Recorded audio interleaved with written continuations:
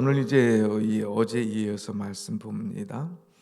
어제는 이제 그 수냄 여인, 이 수냄 여인이 아주 귀한 여인이라고 말씀했어요. 왜 귀하냐? 참 훌륭한 일을 하는 여인, 참 복이 드문 여인이라고는 그런 말씀을 드렸죠. 특별히 이 수냄 여인은 엘리사 종에게 이제 힘들고 어려울 때마다 먹을 것을 그에게 주고, 또 그것뿐만 아니라 자기 집에 오게 해서 방을 만들어 주고 침상을 만들고 책상과 의자와 촛대를 놓으면서 그가 편안히 쉬게 하고 마음껏 주의를 할 수 있도록 한 것이죠.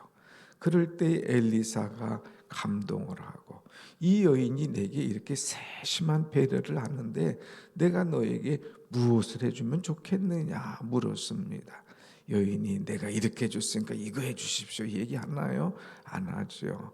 그래서 그의 종 게하시가 가만히 보니까 그 집에 아들이 없어요. 자식이 없어요. 이 집에는 자식이 없습니다 하고 엘리사 얘기할 때, 엘리사가 내년 이맘때면 내가 아이들을 안으리라, 내가 아들을 안으리라 했어요. 그래서 그 아들을 오늘 말씀대로 한 해가 지나서 엘리사가 그 여인에게 말한 대로 자식을 낳는 그런 축복이 임하는 것을 보게 되지요.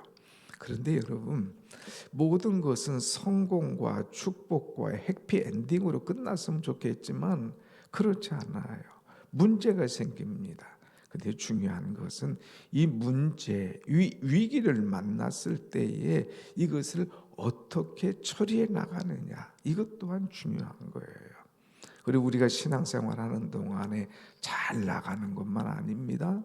항상 문제와 위기를 만나요. 그럴 때에 이것을 어떻게 처리해 나갈 것인가. 오늘 이 수냄 여인이 문제를 만납니다. 그런데 그 문제, 그 위기를 지혜롭게 믿음으로 잘 처리해 나가는 것을 오늘 말씀을 통하여서 우리에게 보여주고 있습니다. 그것이 뭐냐? 18절에 가면, 조금 내려주세요. 18절 보면 이 여인이 이제 아이를 잘 키우지 않아요. 늦둥이 났으니까 얼마나 이쁘게 했어요. 말 한마디 하는 거, 걸어 다니는 거, 또 행동하는 거, 너무너무 이쁘죠. 눈에 넣어도 아쉽지 않을 만큼 너무나 이쁜데 애가 자랐어요. 추수 때가 되어서 아버지가 농사하는 데 갔어요. 그런데 거기 가가지고 얼마나 햇빛이 센지 갑자기 아이고 머리야, 아이고 머리야 하면서 막 난리를 치다가 엄마 품에 안겨가지고 그냥 죽어버렸습니다. 난리가 났죠. 이제 잘 자라던 아이가 농사철에 와가지고 추수철에 와서 머리 아프다 가더니 갑자기 죽어버리는 거예요. 자, 이럴 때에 보통 사람 같으면 난리를 쳤겠죠. 이럴 수가 하면서 막 원망도 하고 이런저런 소리 하고 난리가 났겠는데, 이 여인은 그러지 않았어요. 자, 몇 여까지 보면 이제 그가 21절 보면 뭐라고 했느냐. 21절, 그의 어머니가 올라가서 아들을 하나님의 사람의 침상 위에 두고 문을 닫고 나와 그랬어요. 아기를 가서 이 엘리사의 침상 위에 다 올려놨습니다. 이 여인은 이 위기 가운데 이제 문제만을 보지 않고 문제를 어떻게 해결할 것인가 하면서 믿음의 행동을 하는 거예요. 내가 아들이 없었는데 내게 아들을 주도록 허락하고 기도해 준 엘리사 선생, 아들을 주었으니 이 아들을, 죽은 아들을 살려내지 않겠느냐, 아들을 준 사람이 아들도 살려내지 않겠느냐 하는 믿음을 가지고 그 아이를 엘리사 침상에다가 딱 올려놨습니다. 그리고 엘리사가 지금 나가 있지 않습니까? 산에 가서 기도하고 있을 때에 내가 22절 말씀 보면 내가 하나님의 사람에게 달려갔다 돌아오리이다. 내가 지금 하나님의 사람에게 가겠습니다. 나에게 나귀 한 마리를 주십시오. 내가 하나님의 사람에게 가겠습니다. 얘기하는 거예요. 그러니까 남편이 갑자기 왜 엘리야에게 간다고 그래? 엘리사에게 왜 간다고 그래? 웬일일까? 그런 거 보면 이 여인이 남편에게 아기 죽은 것 얘기하지 않았어요. 그럼 또 집안이 난리가 날 거니까 조용하게 갔다 오겠다 이거예요. 아니 지금 초하루도 아니고 안식일도 아닌데 왜 엘리사에게 가냐? 초하루. 이 사람들은 초하는 날 이제 월상 예배를 드리잖아요. 또 안식일 날 하나님 앞에 예배 드리잖아요. 지금 예배 드릴 때도 아닌데 왜 가느냐? 그러니까 평안하기를 내가 비나이다 하면서 평안을 얘기하는 거예요. 평안하기 위해서 내 심령이, 우리 가정이, 우리 아이가 평안하기 원하여서 내가 주의 종에게 갑니다 하는 거예요. 그래서 나귀를 난장에 지우고 이제 갑니다. 빨리 막 달려가도록 하는 거예요. 그래서 이제 엘리사에게 이를 때에 엘리사가 이 여인에게 세 가지를 묻습니다. 28절 너는 평안하냐? 내 남편이 평안하냐? 내 아이가 평안하냐? 대답할 때 물을 때에 이 여인이 예 평안합니다. 아이가 평안하냐? 내 남편이 평안하냐? 내가 평안하냐? 그럴 때에 이 여인은 처음 남편에게 말한 것처럼 예 평안합니다. 아이가 죽었음에도 불구하고 그 마음에 그 심령이 평안함을 이야기하고 있어요. 왜?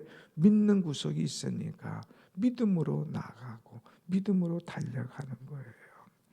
그러면서 이제 이 엘리사를 만났을 때에 산에 이르러 그 하나님의 사람에게 나가서 27절 그 발을 아는지라 그랬어요. 이제까지 눈물 한번 흘려보지 않았어요. 이제까지 누구 사람 만나서 어떻게 하소연 안 했어요.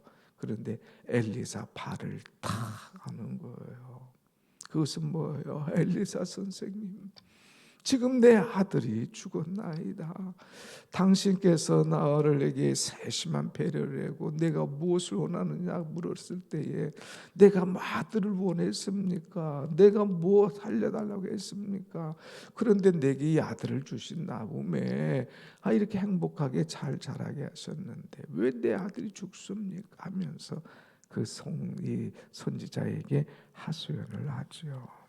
그럴 때에 게하시가 왜 이 선생님에게 가서 이래? 안 돼. 여인을 떼놓으려고 그럽니다. 그럴 때에 엘리사가 벌써 마음 알아요. 그 사람의 영혼이 괴로워서 그렇다. 그냥 둬라.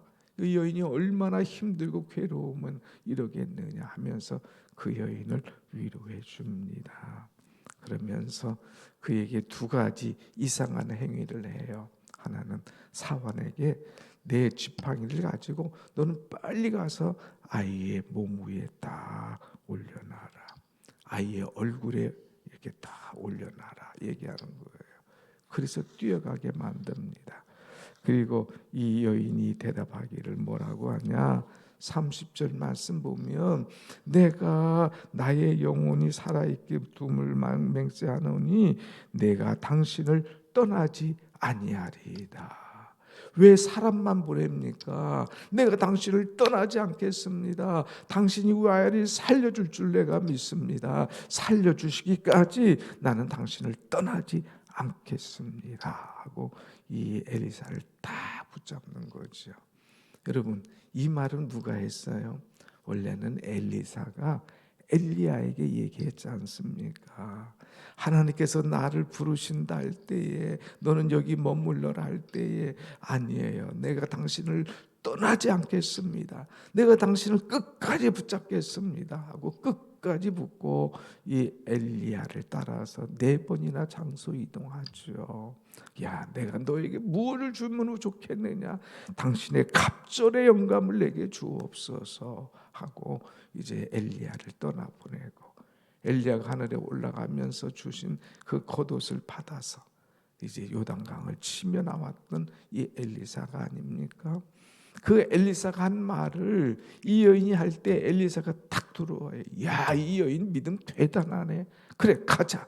내 집에 함께 가자. 그래가지고 이제 엘리사가 이 여인의 집에 들어옵니다.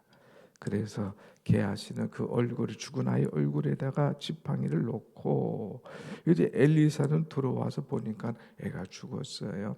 그랬을 때 또 어떤 일을 하느냐? 어제와 똑같은 일을 하게 돼요. 33절 봅시다. 33절 시작. 들어가서는 문을 닫으니 두 사람뿐이라 엘리사가 여호와께 기도하고 문을 닫았더라 그랬어요. 어제도 너희 집에 뭐 있느냐? 이 기름 한 병밖에 없습니다. 그릇을 다 빌려라. 그리고 문을 닫고 기름을 쏟아라. 그래서 문을 닫고 기름을 쏟으니까 빌린 그릇마다 기름이 꽉 찼지 않습니까? 왜 문을 닫았느냐? 사람들 의식하지 마라. 사람들이 뭐라고 말해도 신경 쓰지 말고 오직 하나님께 집중하라 그랬어요. 여기도 문을 닫았어요. 문 열어놓고 엘리야사가 갑자기 와서 기도하면 사람들이 모여들 거 아닙니까? 저 집에 무슨 일이 일어났나 할 거 아닙니까? 그러니까 조용하게 문을 닫고 엘리야사가 무엇을 했느냐? 여러분 33절 두 사람뿐이라 엘리사가 여호와께 기도하더니 문을 닫고 기도했어요. 하나님을 향하여 부르짖습니다. 하나님 이 생명 어떻게 해서 주신 생명인데 하나님 거둬가시면 안 되지 않습니까? 하나님 살려주옵소서 하고 문을 닫고 기도하는 것. 그 다음에 특별한 일이 일어나요. 34절 봅시다. 시작. 아위 위에 올라 엎드려 자기 입을 그의 입에 자기 눈을 그의 눈에 자기 손을 그의 손에 대고 그의 몸에 엎드리니 아이의 살이 차차 따뜻하더라 그랬어요. 올라가서 아기 위에 눕습니다. 자기 입을 아기 입에 자기 눈을 아기 눈에 자기 손을 아이 손에 딱 대고 엎드렸어요. 이것은 뭐예요? 일체가 된 거잖아요. 완전히 하나가 된 거예요. 연합되는 거예요. 그리스도와 연합하는 것처럼 이제 죽은 생명과 엘리사가 다 연합되면서 하나님 이 생명을 살려주옵소서. 하나님이 이 호흡을 다시 쉴 수 있도록 입술을 열어주옵소서.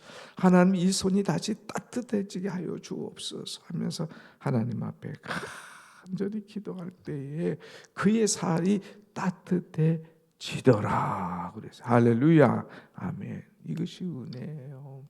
무엇을 말씀합니까? 여러분 연약한 사람 보면 그 심령을 위하여 기도하는 거예요. 죽어가는 심령이 있으면 그 심령의 마음을 갖고 함께 기도할 때에 심령이 살아나는 은혜의 역사가 우리 현장에도 일어난다고 하는 거예요. 아유 아파 가평원 가. 아유 기도해. 말만 하지 말고 가서 이 엘리사 같은 심정으로 그 아픈 사람을 위해 내가 이제 올라가서 하나가 되는 심정으로 기도할 때 이런 역사가 일어나지요. 35절 보면 이제 아이가 눈을 뜹니다. 7번 재채기 하고 눈을 뜨는지라 그랬어요. 엘리사가 게하시아에게 이 여인을 이제 보낸 이 사람을 보내줘라. 그래서 아이에게 갑니다. 그래서 여인에게 가니까 내 아들을 데리고 가라. 그래서 이 여인이 절하고 아들을 안고 나가니라고 37절에 말하고 있죠. 자 그러면서 엘리사가 갑절의 영감을 달라고 그랬는데 엘리야만큼 아니 그보다 더 배나 되는 놀라운 사역을 하는 것을 보게 되죠. 자 말씀을 안 받지만 오늘 보고 마치겠습니다. 그 다음 38절부터는 보면 이제 또 사환들이 먹으려고 하는데 먹을 것이 없어요. 이제 배고파요. 주의종들이 배고픕니다. 그래서 그들이 큰 국소새를 만들고 국을 끓이라 하는 거예요. 근데 사람들이 산에 가서 어떤 이 채소를 하나 가지고 이거 뭐 희한한 나무네, 이 똥꿀이네, 이 드루박이네, 이거 갖다가 좀 풀어주면 더 맛있지 않겠나 하고 그것을 풀어서 끓입니다. 그런데 이것이 써서 마실 수가 없어요. 이 독이 들었는지 목이 들었는지 먹을 수가 없는 거예요. 그럴 때 엘리사가 이 가루를 가져와라. 그래서 가루를 가져온 것을 솥에다가 딱 넣으니까 이제 퍼서 갖다 줘라. 갖다 주니까 아주 이 독이 싹 없어지고 쓴 것이 없어지고 먹기 좋더라는 거예요. 뭐예요? 여러분, 우리가 마라이에서 그 물이 썼지 않습니까? 모세가 한 나무를 지시하더니 이제 갖다 던져라. 갖다 던지지 않습니까? 물이 달아졌잖아요. 하나님 치료하시는 여호와, 이 말씀처럼 이 나뭇가지가 문제가 아니라, 여기 가루가 문제가 아니라, 그 순종할 때에 그 모든 것이 해결되는 그런 역사. 또 하나가 있어요. 42절부터 보면 또 여기 한 사람들이 또 먹을 것이 없어요. 가뭄이 들었으니까 계속 힘들잖아요.